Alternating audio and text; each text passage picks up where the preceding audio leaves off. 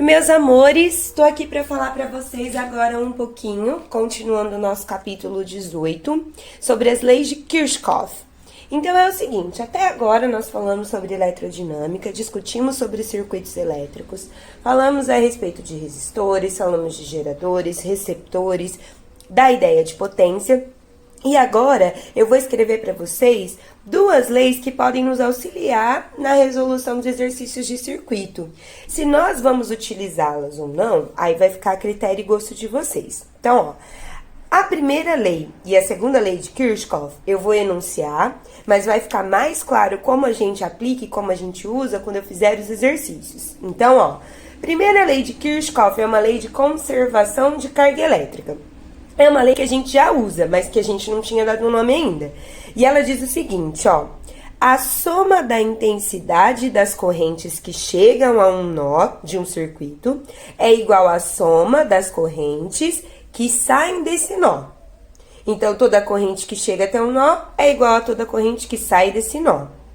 Segunda lei de Kirchhoff é uma lei de conservação da energia. E lembra, energia no meu circuito está associado à diferença de potencial. Então, eu digo o seguinte, ó. Percorrendo uma malha em um certo sentido. O que é uma malha?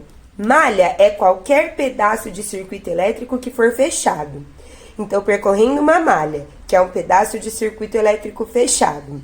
Um começo e com um fim.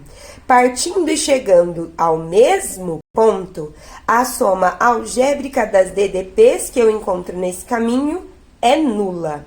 Então, vou repetir. Percorrendo uma malha, pedaço fechado de circuito, num certo sentido, partindo e chegando ao mesmo ponto, a soma algébrica das DDPs que eu encontro é nula, vale zero.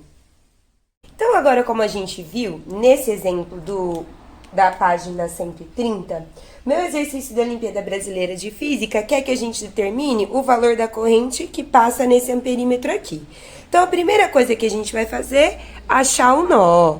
Onde é o meu nó? Onde há o encontro dos fios. Todas as correntes que chegam a esse nó tem que ser igual, a soma delas, a soma das correntes que saem do nó. Então, eu vou escrever isso, ó.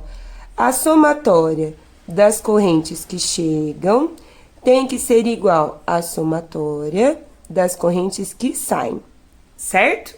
E aí, agora eu vou escrever isso em termos de valores. Pensando nos sentidinhos da seta, ó. Quem são as correntes que chegam? 3, 2 e essa desconhecida que eu não sei. Então, eu vou escrever, ó. 3 mais 2, mais a minha corrente incógnita, que eu vou chamar de IA, porque é a corrente do amperímetro. Isso aqui é igual. Quem são as correntes que saem? Ó, 4, 1, 2. Então, isso é igual a 4 mais 1 mais 2. E aí, é só resolver mesmo, ó. 3 mais 2 dá 5, mais a corrente do amperímetro, é igual a 4 mais 3, que é 7. 5 tá mais, passa para lá menos. A minha corrente no amperímetro é 7 menos 5. A minha corrente no amperímetro vale 2 amperes.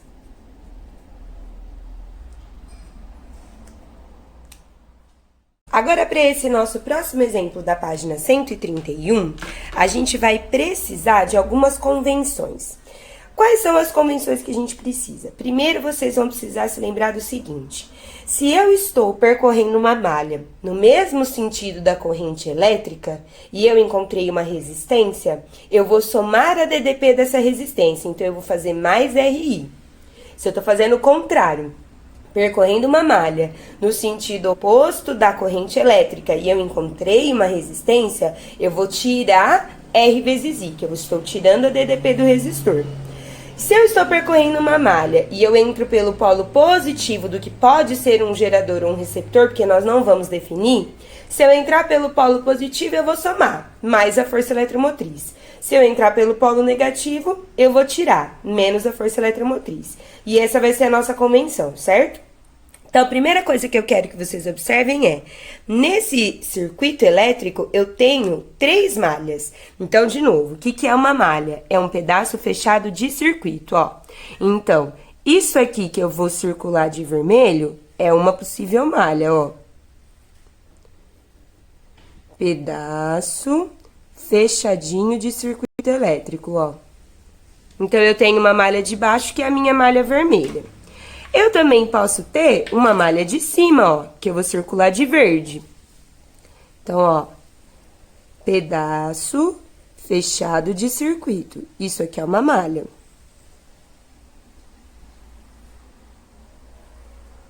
Certo? E ainda, eu posso ter uma malha que eu posso circular de azul, ó, que é essa daqui por fora, ó. Pedaço fechado de circuito, ó.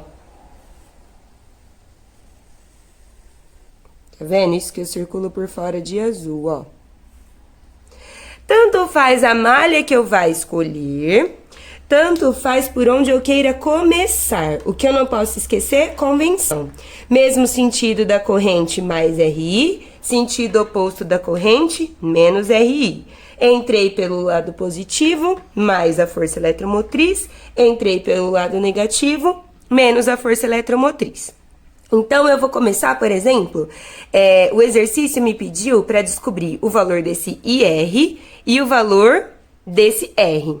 Eu vou começar descobrindo o IR, mas para descobrir o IR, eu não vou usar a segunda lei de Kirchhoff, eu vou usar a primeira. Então, eu vou encontrar, por exemplo, este nó aqui do meu circuito, ó, tá vendo? Esse nó.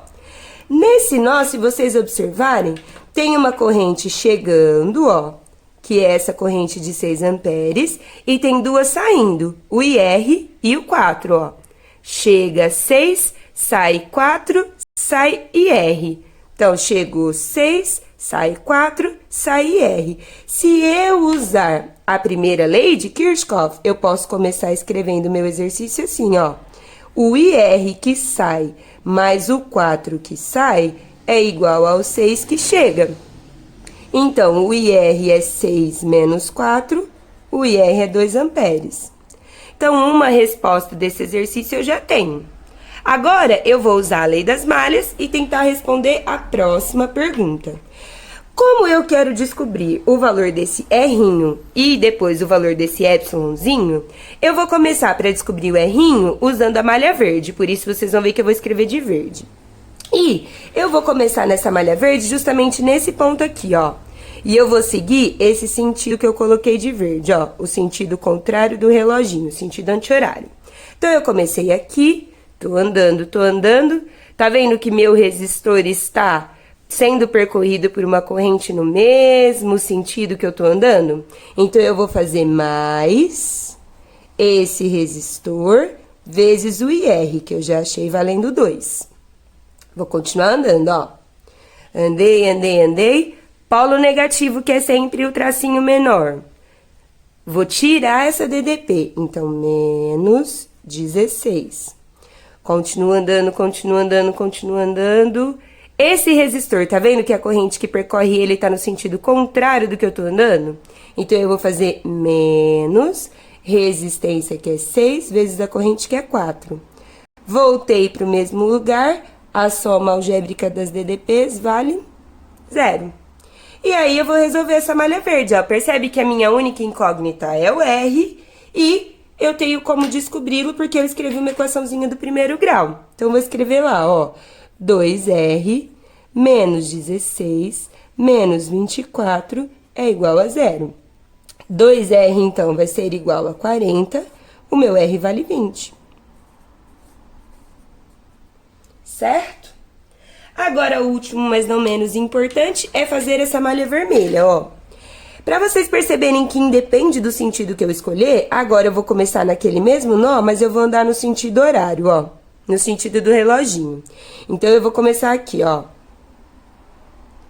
Cheguei no resistor, tá vendo que a corrente tá no sentido oposto do que eu ando? Então, eu vou fazer menos 3 vezes 6.